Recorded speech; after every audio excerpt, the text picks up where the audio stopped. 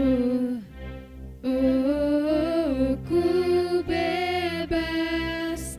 Oh, oh, ku menang karena kasih-Nya padaku dan hidupku menang.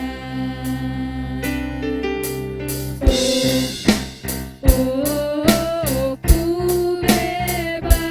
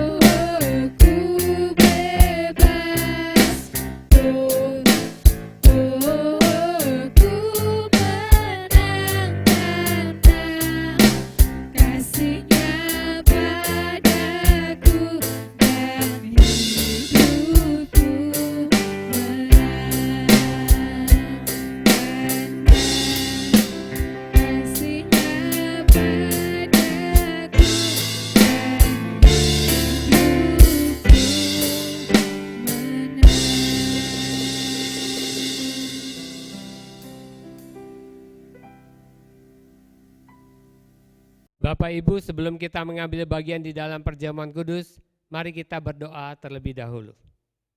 Bapa di surga, kami mengucap syukur buat kasih dan pengorbanan-Mu yang begitu besar untuk kami. Dan hari ini kami mau melakukan perjamuan kudus untuk mengingat kasih-Mu itu. Kau yang menguduskan dan menyucikan roti dan anggur ini. Di dalam nama Tuhan Yesus, haleluya, amin.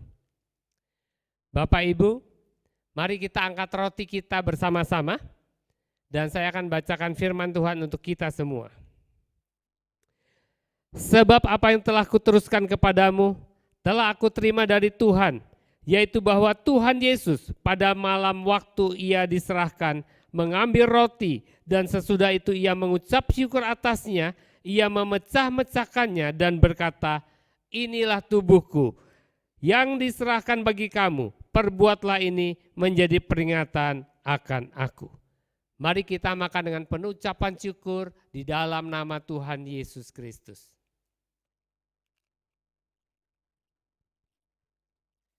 Mari kita angkat anggur kita ke atas. Demikian juga ia mengambil cawan sesudah makan, lalu berkata, cawan ini adalah perjanjian baru yang dimeteraikan oleh darahku. Perbuatlah ini setiap kali kamu meminumnya menjadi peringatan akan aku. Darah Yesus dicurahkan untuk menebus dosa kita dan sebagai materai sebuah perjanjian yang baru, mari kita minum dengan penuh sukacita di dalam nama Tuhan Yesus Kristus.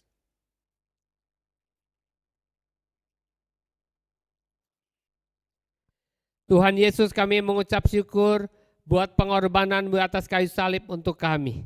Terima kasih Tuhan. Dan sebentar lagi kami akan mendengarkan firman-Mu, Engkau yang memberikan hati seorang murid kepada kami, supaya setiap firman yang kami dengar bukan hanya mengisi otak kami, tetapi merubah kehidupan kami. Di dalam nama Tuhan Yesus, haleluya, amin.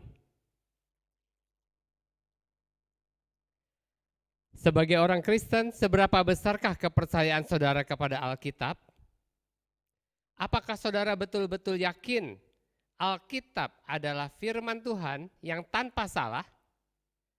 Atau apakah ada beberapa hal yang menurut saudara kurang cocok lagi untuk zaman ini? Sehingga sebagian bisa atau boleh diabaikan?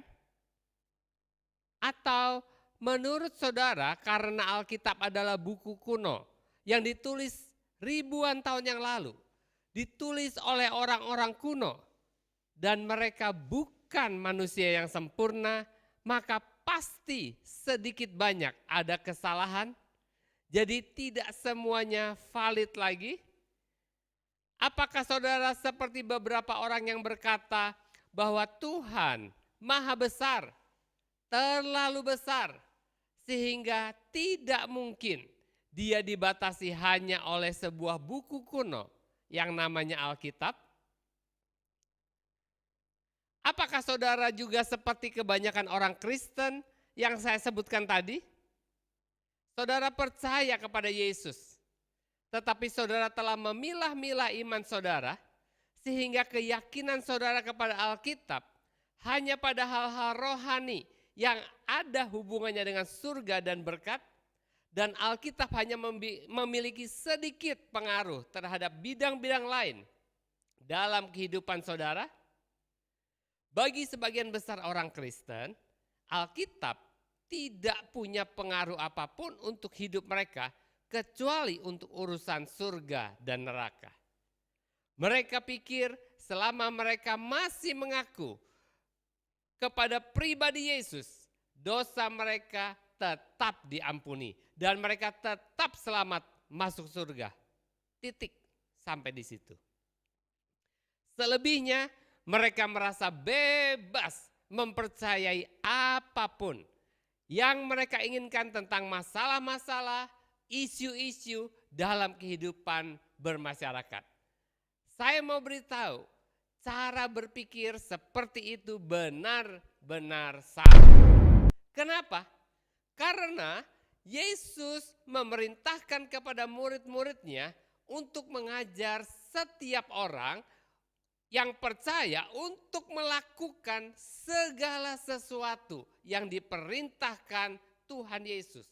Saya ulangi, yang pertama Tuhan Yesus memerintahkan untuk melakukan, dan yang kedua segala sesuatu. Dan untuk itu kita akan baca ayatnya di dalam Matius 28 ayat 19 dan 20. Dikatakan, karena itu pergilah, jadikanlah semua bangsa muridku, dan baptislah mereka dalam nama Bapa dan Anak dan Roh Kudus. Dan ajarlah mereka melakukan segala sesuatu yang telah kuperintahkan kepadamu. Dan ketahuilah, aku menyertai kamu senantiasa sampai kepada akhir zaman. Untuk bisa mengaplikasikan ayat yang ke-20 ini, kita butuh sarana yang namanya firman Tuhan, yaitu Alkitab sebagai acuan. Kenapa?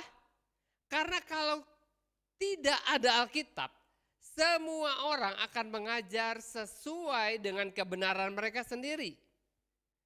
Roma 10 ayat 2-3 berkata demikian.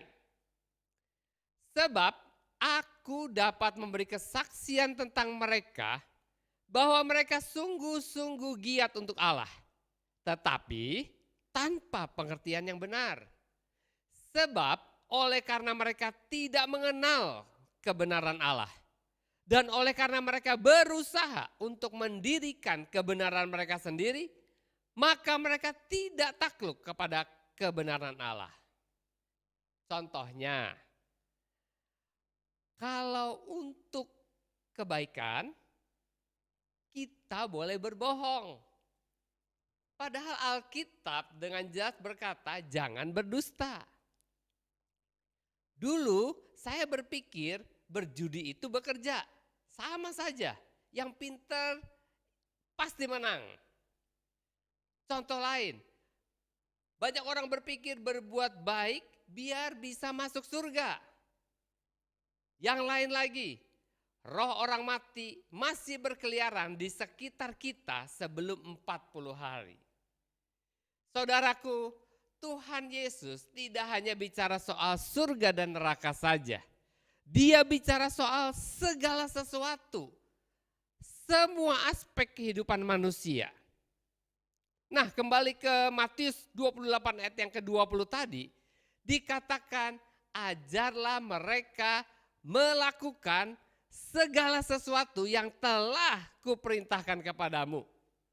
Kata melakukan dalam bahasa aslinya punya beberapa arti, yaitu yang pertama mengamati, to observe, dan kata observe itulah yang dipakai di dalam bahasa Inggris. Kemudian to practice atau melatih untuk melakukan. Yang ketiga arti kata melakukan adalah to guard, menjaga. Seperti menjaga motor supaya tidak hilang. Atau menjaga dengan hati-hati supaya tidak terluka. Atau bisa juga menjaga supaya seseorang tidak melarikan diri. Arti yang lain dari melakukan adalah mencatat. Mencatat tentang janji-janji, tentang nubuat-nubuat. Dan yang terakhir, arti kata melakukan dalam bahasa aslinya adalah berpegang teguh. Jadi seorang murid adalah orang percaya yang melakukan, mengamati, melatih, mencatat, dan berpegang teguh kepada semua. Saya garis bawahi kata semua, bukan sebagian kecil, bukan sebagian besar, tetapi semua yang Tuhan Yesus ajarkan kepada kita lewat apa? Lewat Alkitab. Dari sini saudara bisa mengevaluasi apakah saudara sudah benar-benar jadi murid atau sekedar jadi orang Kristen atau aktivis gereja. Dan kebanyakan gereja sebenarnya belum benar-benar memuridkan jemaat. Kenapa? Karena tujuan mereka pada dasarnya hanya Mari kita membawa orang-orang yang belum percaya jadi percaya, bertobat, lahir baru, dan memastikan mereka masuk surga. Kalau gereja tidak mengajar orang untuk mengamati, memperhatikan dengan cermat segala sesuatu yang diperintahkan Tuhan Yesus, maka gereja tidak bisa disebut sedang memuridkan. Dan inilah yang menyebabkan banyak masalah dalam hidup orang-orang Kristen dan dalam gereja sendiri. Ada banyak hal di tengah masyarakat di mana orang Kristen seharusnya mengambil sikap karena ini menyangkut kebenaran sosial, moral. Tetapi banyak orang Kristen diam saja karena mereka juga tidak tahu mana yang benar, mana yang salah. Dan kadang ketika mereka harus mengambil sikap, sikap yang mereka ambil bertentangan dengan apa yang dikatakan Alkitab. Mereka mengaku beriman kepada Yesus, tetapi mereka bukan murid. Nah, bagaimana Yesus menanggapi orang-orang yang hanya beriman kepadanya? Tuhan Yesus menegaskan hal ini di dalam Yohanes 8 ayat yang ke-31. Saya bacakan buat saudara. Maka katanya kepada orang-orang Yahudi yang percaya kepadanya. Jadi ini ayat bukan dikatakan kepada semua orang. Hanya kepada mereka yang mengaku percaya. Dikatakan demikian. Jikalau kamu tetap dalam firman-Ku, kamu benar-benar adalah murid-Ku. Jadi sekali lagi, kita perlu mengenal firman Tuhan benar-benar. Bukan sekadar orang yang rajin ke gereja, aktif melayani, bahkan yang sudah jadi pengerja atau majelis sekalipun, bisa saja mereka bukan murid. Kenapa sih hal ini perlu kita bahas hari ini? Karena kita orang Kristen punya 3 sebutan. Yang pertama, kita disebut anak-anak Allah. Yang kedua, kita disebut orang percaya. Dan yang ketiga, kita juga disebut murid Kristus. Dan kalau kita mengacu kepada 1 Petrus 2 ayat yang ke-9, kita adalah yang pertama imamat yang rajani, kedua bangsa yang kudus, ketiga umat kepunyaan Allah sendiri. Tetapi hari ini saya ingin kita sama-sama merenungkan apa yang tertulis di dalam Matius 28 ayat yang ke-20 tadi. Tidak cukup saudara hanya diselamatkan dan tidak masuk neraka. Tidak cukup. Tuhan Yesus bilang saudara harus jadi muridnya. Dan saya yakin setiap orang Kristen tahu hal ini. Ini harus menjadi tujuan setiap orang Kristen. Menjadi murid Kristus. Sama seperti 12 murid Tuhan Yesus. Tapi kenyataannya walaupun sebagian besar orang Kristen tahu bahwa mereka harus jadi murid Kristus, mereka tidak tahu bagaimana caranya jadi murid. Sehingga ketika ada topik-topik yang hangat muncul, seperti homoseksual, gay, aborsi, teori evolusi, ada hal-hal politik, ada pandemi seperti sekarang, dan lain-lain, maka orang-orang Kristen dan gereja mulai terpecah-pecah.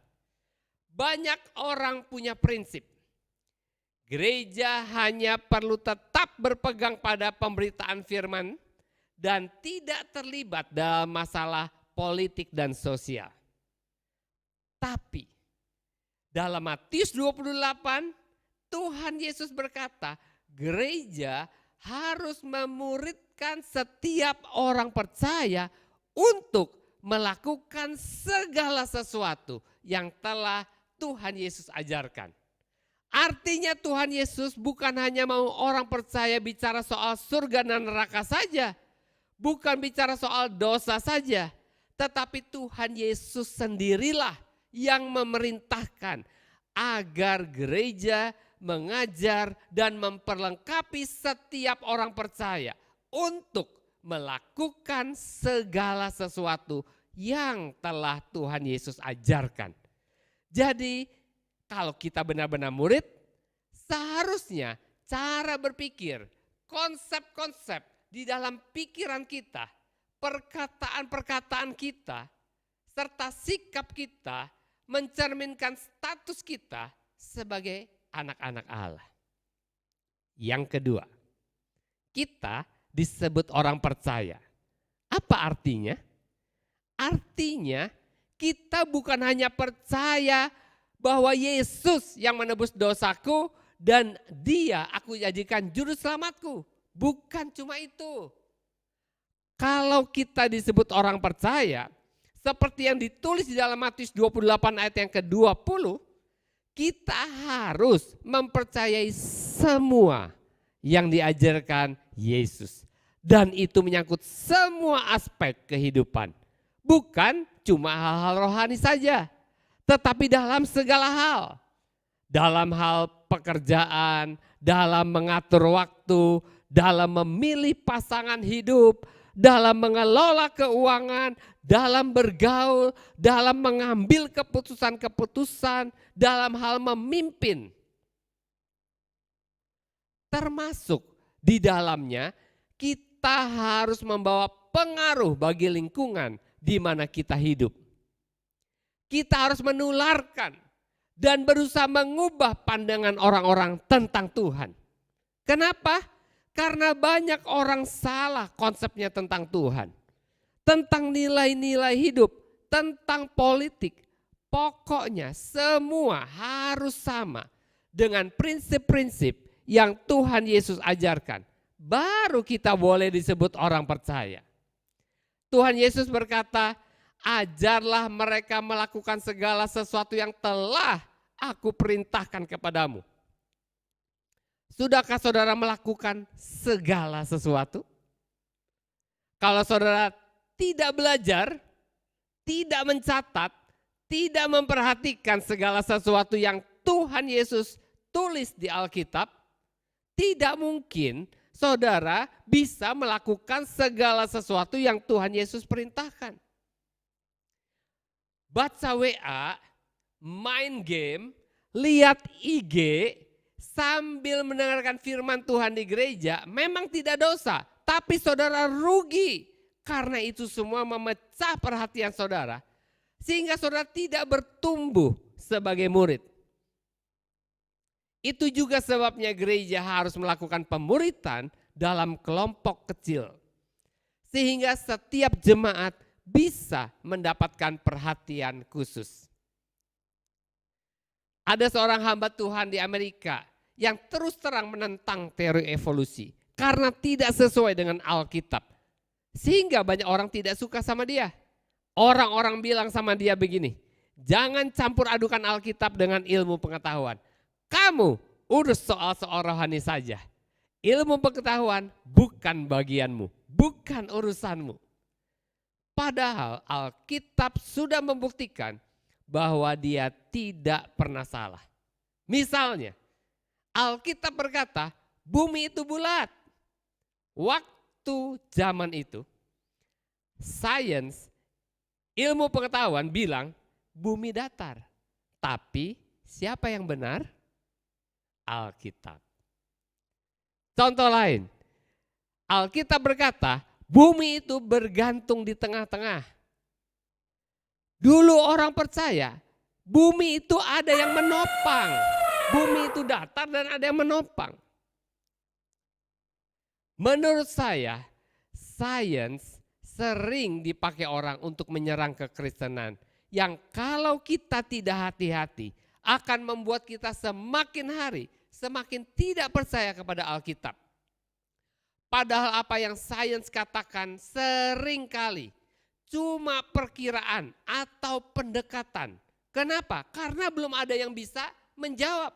Jadi dicari jawaban yang paling mungkin. Sedang Alkitab sejak ribuan tahun yang lalu berani berdiri outstanding, berlawanan dengan pendapat orang banyak. Satu lagi contoh. Sains bilang umur bumi kita ini sudah jutaan tahun. Tapi Alkitab bilang masih ribuan tahun. Kalau saudara tidak mengerti firman Tuhan, tidak dimuridkan, lama-lama saudara juga akan ragu-ragu akan Alkitab. Lama-lama saudara juga akan ragu-ragu akan iman saudara. Kalau kita mengerti firman Tuhan, kita berani menyatakan sikap kita dalam hidup bermasyarakat. Kalau sebagai orang percaya kita tidak berani menyatakan sikap, maka orang-orang yang tidak percaya, yang tidak tahu apa-apa tentang Alkitab dan Tuhan, merekalah yang akan menetapkan semua kebijakan-kebijakan. Menentukan apa yang boleh dan tidak boleh kita katakan. Mereka menentukan apa yang boleh dan yang tidak boleh kita lakukan. Waktu saya baru bertobat, saya menginjili teman-teman saya yang belum percaya. Mereka semua mentertawakan saya. Menganggap saya stres karena bicara soal Tuhan terus. Bahkan seorang teman saya yang bukan orang percaya mengajak beberapa teman datang ke rumah saya untuk menyerang dan berdebat dan mengatakan saya salah. Saya berusaha memberikan penjelasan sebisanya, tapi mereka tetap tidak percaya. Dan mereka pulang dengan kemenangan, sedang saya jengkel sekali dengan diri saya karena saya tidak bisa memberikan jawaban yang memuaskan buat mereka. Tetapi beberapa tahun kemudian saya kaget sekali ketika saya berjumpa dengan mereka di sebuah acara ibadah di Jakarta. Mereka bertemu dengan saya, menjabat tangan saya, dan mereka berkata, iya, ternyata elu yang benar. Kami semua sekarang jadi orang Kristen. Wow, haleluya. Waktu saya masih bekerja di sebuah perusahaan, direktur perusahaan mengambil kebijakan bahwa hari Minggu saya dan teman-teman yang lain diwajibkan masuk kerja. Ketika saya menolak kebijakan tersebut, dia mengatakan bahwa dia pun orang percaya dan dia sudah izin sama Tuhan untuk tidak ke gereja sampai dia sukses. Saya menentang dia dan menjelaskan kepada dia kenapa saya harus beribadah dan pergi ke gereja pada hari Minggu. Dan dia mengancam saya, kalau saya tidak mau mengikuti perintahnya, maka saya akan diturunkan dari jabatan saya. Dari kepala bagian menjadi karyawan biasa. Dan waktu itu saya menerima tantangannya dengan satu kondisi. Saya katakan, kalau saya hanya karyawan biasa, maka perusahaan tidak bisa menuntut saya bekerja sebagai kepala bagian lagi. Tanggung jawab saya sebagai orang yang harus selalu hadir kapan saja, jam berapa saja. Kalau ada kerusakan mesin, akan saya lepas. Dan faktanya, saya tidak pernah diturunkan dari jabatan saya. Saya satu-satunya kepala bagian yang tidak pernah masuk kerja di hari Minggu, kecuali ada kerusakan mesin. Dan itu berlangsung beberapa tahun, sampai akhirnya direktur saya itu dimutasi ke perusahaan lainnya. Ada banyak hal-hal lain, konsep-konsep dunia yang saya temukan sangat bertentangan dengan prinsip firman Tuhan. Dan tugas saudara adalah meluruskannya supaya orang mengenal kebenaran firman Tuhan. Bukan malah saudara mengubah firman Tuhan, menurunkan standarnya, disesuaikan dengan apa yang dunia percayai. Sayangnya masih banyak orang percaya yang tetap memegang konsep-konsep dunia. Karena apa? Karena sejak kecil prinsip-prinsip ini telah ditanamkan dalam pikiran mereka. Dan mungkin saudara adalah salah satu di antaranya. Sekali lagi saya tekankan bahwa setiap kita perlu menjadi murid Kristus. Menjadi murid bukan soal rajin ke gereja dan aktif saja, tetapi yang pertama, saudara bersedia belajar firman Tuhan secara berkesinambungan. Dan yang kedua, memiliki sikap mau selalu berubah sesuai dengan firman Tuhan.